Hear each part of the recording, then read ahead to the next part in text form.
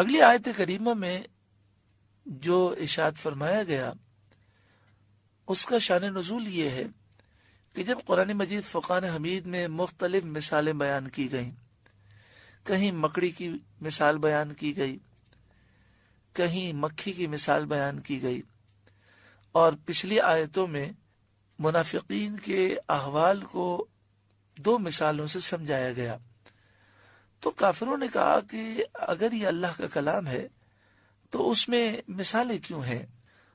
اللہ رب العالمین ہے تو یہ معمولی چیزوں کی مثالیں کیوں دی گئیں؟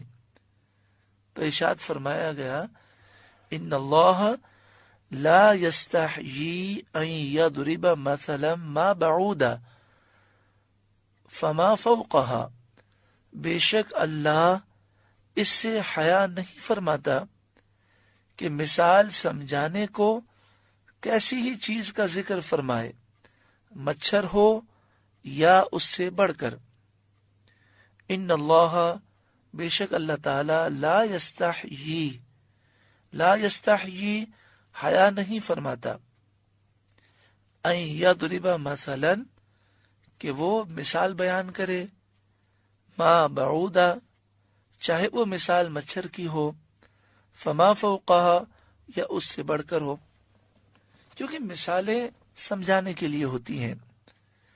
کلام کا کمال یہ ہوتا ہے کہ چھوٹی مثال سے بہت بڑی چیز سمجھا دی جائے۔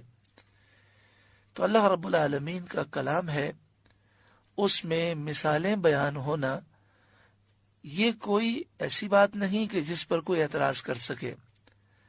اللہ تعالی حیا نہیں فرماتا مثال بیان کرنے سے، یعنی اللہ تعالی مثالیں ضرور بیان فرمائے گا اور اس سے مومنین فائدہ اٹھائیں گے۔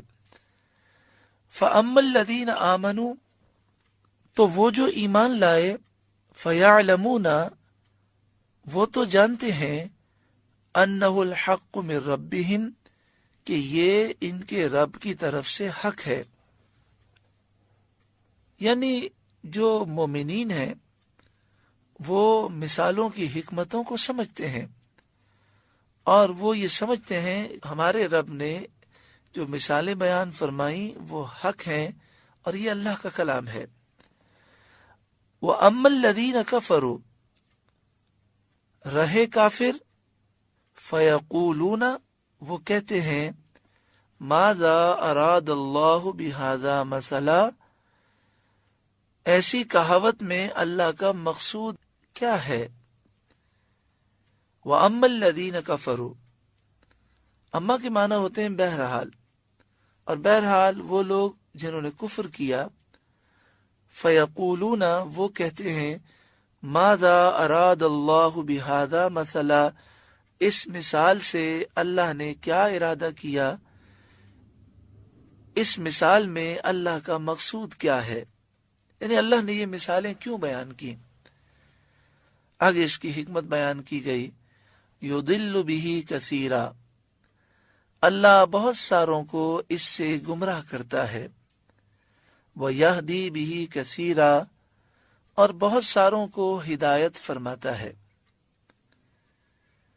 وَمَا يُضِلُّ بِهِ إِلَّا الْفَاسِقِينَ، اور اس سے انہیں گمراہ کرتا ہے جو فاسق ہیں، نافرمان ہیں۔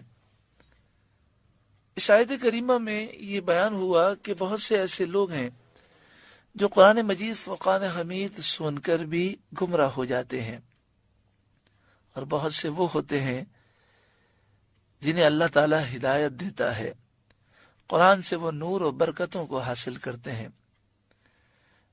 اس سے ہمیں یہ سمجھنا چاہیے کہ صرف قرآن پاک پڑھ لینا، ترجمہ سمجھ لینا یہ کافی نہیں ہے۔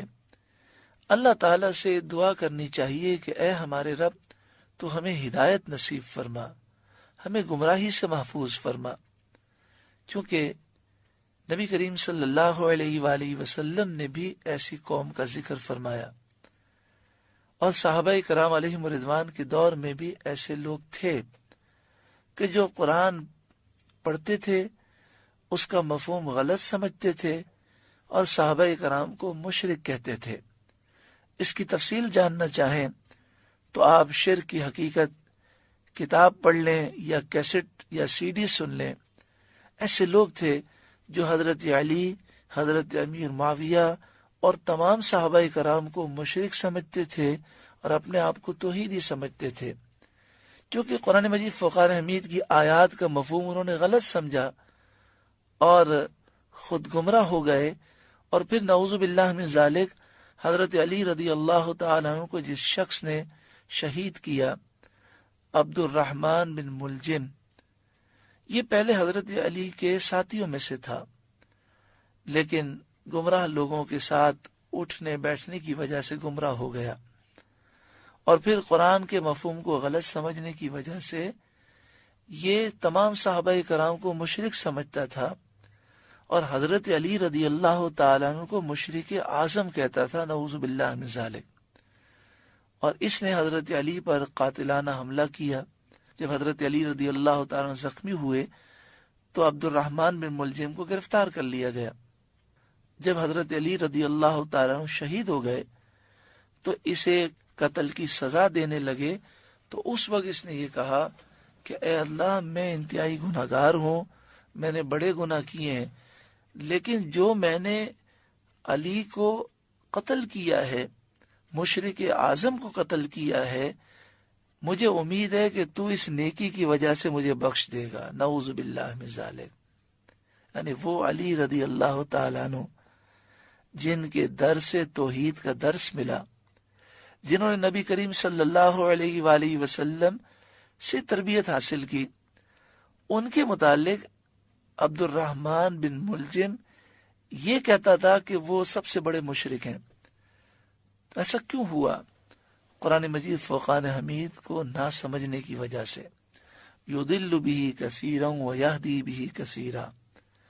اس آیت کو ذہن میں رکھنا چاہیے اور اللہ تعالیٰ سے دعا مانگنی چاہیے، اے اللہ ہمیں مسلمانوں پر شرک کا الزام لگانے سے محفوظ فرما، اور جو ایسا کرتے ہیں ان کی صحبت سے بھی بچا، ان سے دور کر دے، اور جو صحابہ کرام سے محبت کرنے والے اور اولیاء کے نقش قدم پر چلنے والے ہیں، ہمیں انہی کے ساتھ زندگی بسر کرنے کی توفیق عطا فرما.